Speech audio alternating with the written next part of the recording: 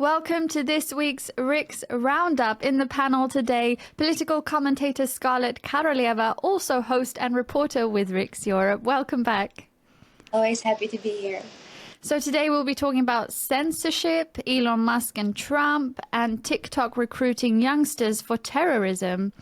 But I will start with bringing up Thierry Breton, European Commissioner. I quote, "With great audience comes greater responsibility.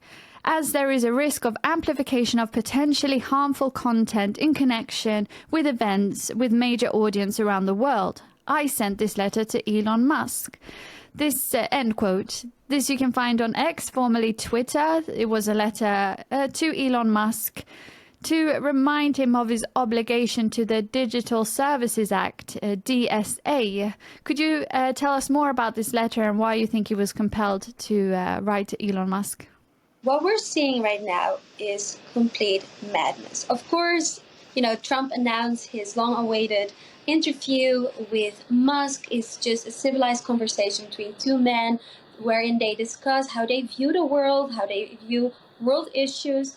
And now we have Thierry Breton, a figure no one actually really knows because he's an democratically elected Euro commissioner, and he felt compelled to represent the EU and saying that, well, basically it's a threat. Basically, the way we should look at this whole letter as a threat, to say that, Elon Musk, you better comply with the Digital Service Act, which is basically a very fancy name for a law that the EU uses to censor whatever can be said and cannot be said online, and said if you do not listen and do not say what we want you to say, you are going to have some problems.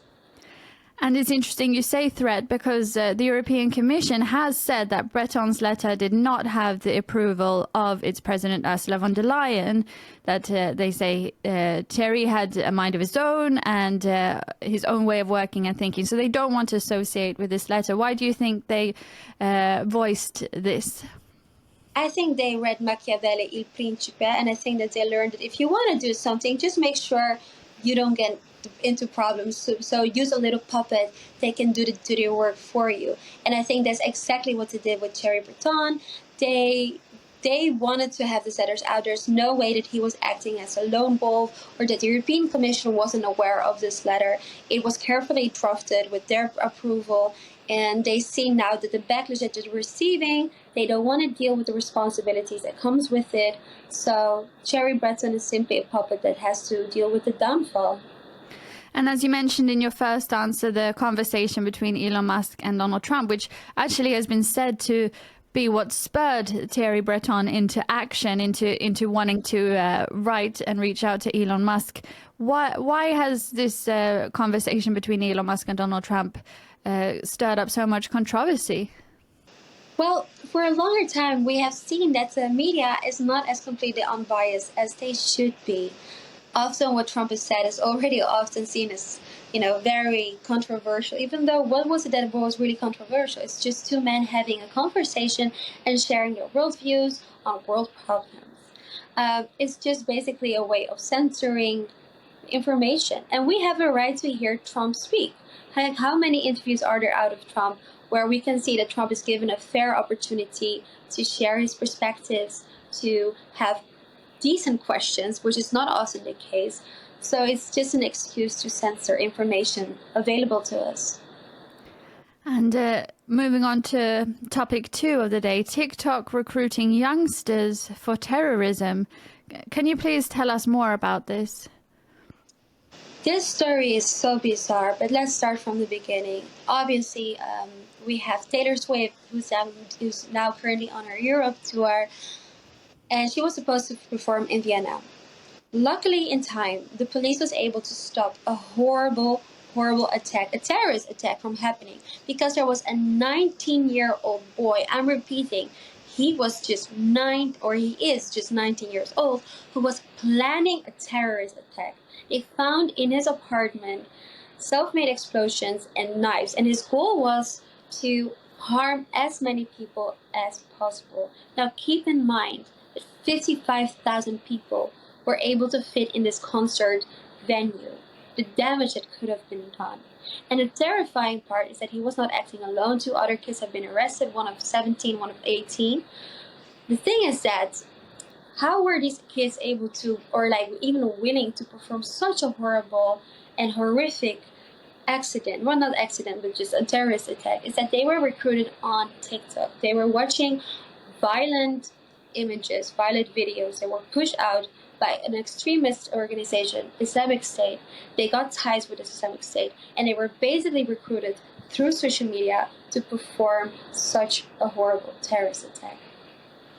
And this brings me back to censorship. I mean, because when you think of something like this, as you mentioned, the fact that they could use TikTok as a tool to get in touch with these groups and be able to communicate, to plan this horrific act, you can suddenly understand why the EU talk about censorship and regulating big tech agencies and corporations.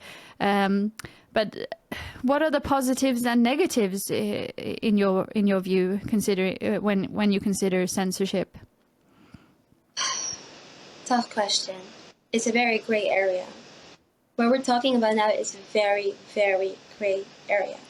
Obviously, there needs to be some censorship about content that is being pushed out by extremist organization, that is being used to recruit so-called TikTok terrorists, because young people are vulnerable. We know that for a fact. But it's a very slippery slope, because it can also be used, as we see now, for example, in the UK, where people were sharing images of the UK riots and they were imprisoned for sharing it. So I think this is something that the government really needs to think about carefully. What can be deemed to be censored and what cannot be censored. We have to think about, I think this is the more important question, how is it possible that these young people were able to be recruited on TikTok? Why are they so vulnerable and able to radicalize, to perform such a horrific attack on such a large scale? This is a real question we need to think about, because we have to look at the root cause of the issue. I think one of them is that it's terrifying that these people who grew up in Europe don't feel an alignment with Western society, values and morals, and they were penned it. So this is something we need to think about. How can we establish a better way for people to feel integrated and part of Western society? Thank you, Scarlett Karoleva, political commentator for today, and of course host and reporter for Riks Europe. And thank you for watching Riks Europe.